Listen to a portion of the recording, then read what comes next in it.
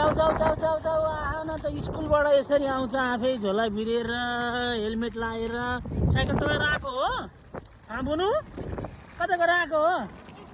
ए गाडी आयो ए गाडी आएछ गाडी ए नजान्थ्यो त के हो बुनु त गाडी आयो ल पख गाडी त जान्छ नि जाने ल पख है त बाबा गाडी